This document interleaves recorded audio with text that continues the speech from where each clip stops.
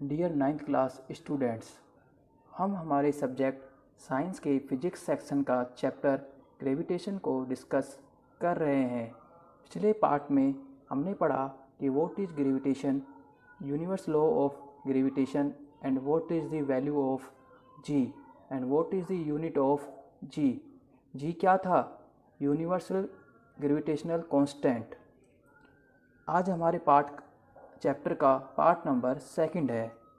The universal law of gravitation successfully explained several things which are as following. यानी हमने जो universe law of gravitation पढ़ा उसने कुछ चीज़ों को एक्सप्लेन किया, जैसा कि the force that binds us to the earth. यानी एक फोर्स होता है जो हमें अर्थ की ओर क्या करता है, अट्रैक्ट करता है या अर्थ से बाइंड करके रखता है।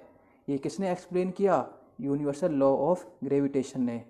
The motion of plants around the sun, यानी सूर्य के चारों ओर जो ग्रह चक्कर लगाते हैं उसको भी किसने एक्सप्लेन किया? यूनिवर्सल लॉ ऑफ ग्रेविटेशन ने।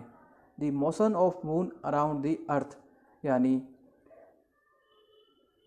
पृथ्वी के चारों ओर चंद्रमा की गति को किसने एक्सप्लेन किया? यूनिवर्सल लॉ ऑफ ग्रेविटेशन ने। Tides in sea due to the moon and the sun, यानी समुद्र में जो टाइड्स आती हैं उसको भी किसने एक्सप्लेन किया? यूनिवर्सल लॉ ऑफ ग्रेविटेशन ने। नेक्स्ट हम करते हैं न्यूमेरिकल। फर्स्ट न्यूमेरिकल है the mass of the earth is 6 × 10⁻24 kg and that of the moon is 7.4 × 10⁻22 kg. If the distance between the earth and moon is 3.84 × 10⁵ km, calculate the force exerted by the earth on the moon. Take G equal to 6.7 × 10⁻11 Newton meter square upon kg square.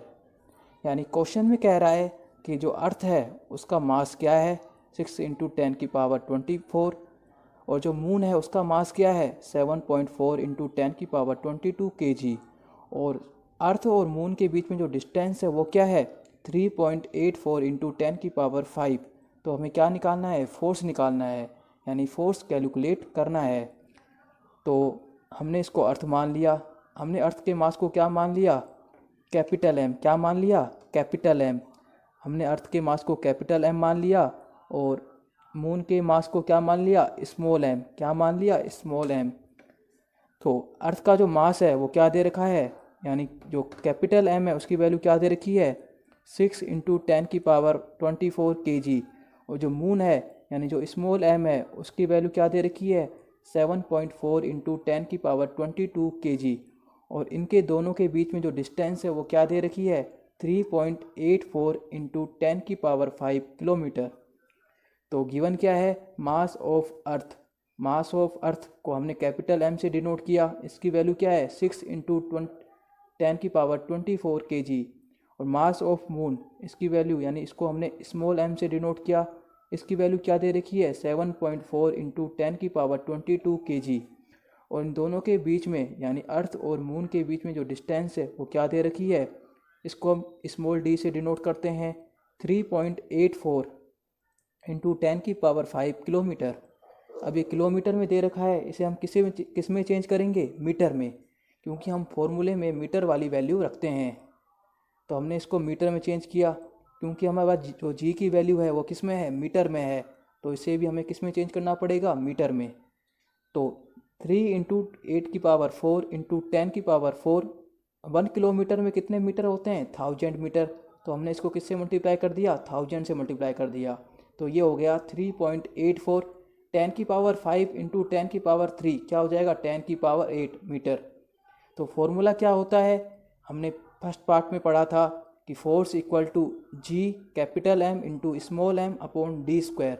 जी की value क्या दे रखी है, 6.67 × 10⁻11 into capital M की value क्या है, 6 × 10⁻24। ये हमने यहाँ पुट कर दी। स्मॉल एम की वैल्यू क्या है, उसको हमने यहाँ पुट कर दिया।